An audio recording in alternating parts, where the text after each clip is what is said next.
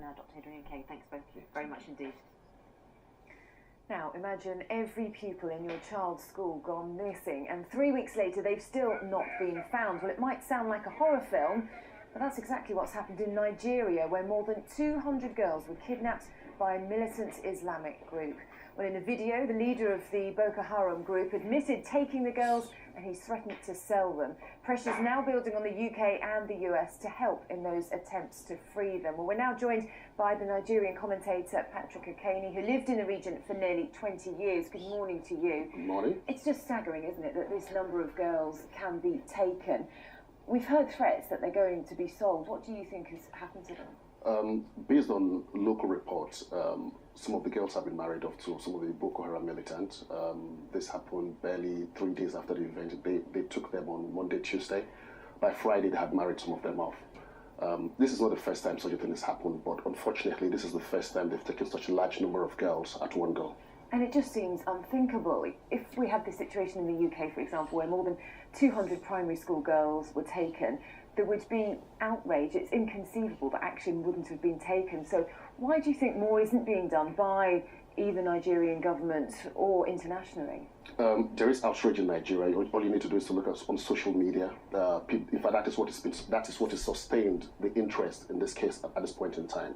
As far as the Nigerian government is concerned, they are overwhelmed. It is not that they don't want to solve this problem, but they just don't know how to go about it. That, in my opinion, that's the reality of Nigeria. And as far as the international community are concerned, we are beginning to see an interest in what is happening in Nigeria. But my fear is, how long are they going to sustain this interest? Is it going to be just one of those, like what we've seen previously with after every atrocity, they come there, they make the right noises, after 2-3 weeks, everybody goes away.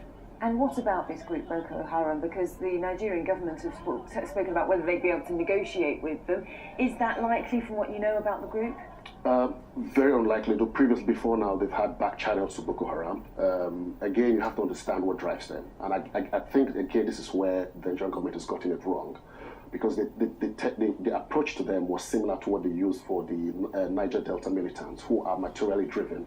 They were only interested in money. But for Boko Haram, all they want is a form of government in Nigeria. They want to impose a very traditional form of Sharia in the whole country. And as far as they're concerned, there's no negotiating with the government. So what do you do in that situation? And what are your fears then about what will happen to these girls? Because as more time passes, we hear reports that they may have gone across to other countries. Do you think the chances of them all being safely returned to their families are diminishing the longer this goes on?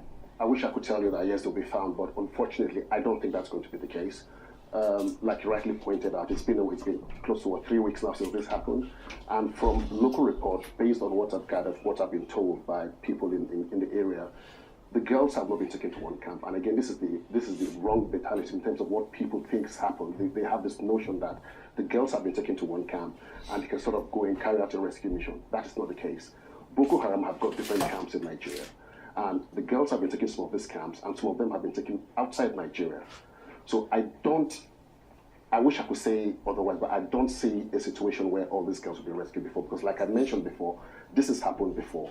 And unfortunately, that's the reality, that's what we're facing. And I don't see that happen. I don't see a different outcome to what's happened before. Okay, no. Patrick Okaney, the Nigerian commentator, thanks for your thoughts on that this morning. Now, in the next half an hour on Good Morning Britain, who says grown men don't cry? Liverpool stars are reduced to tears as they squander a 3-0 lead at Crystal Palace.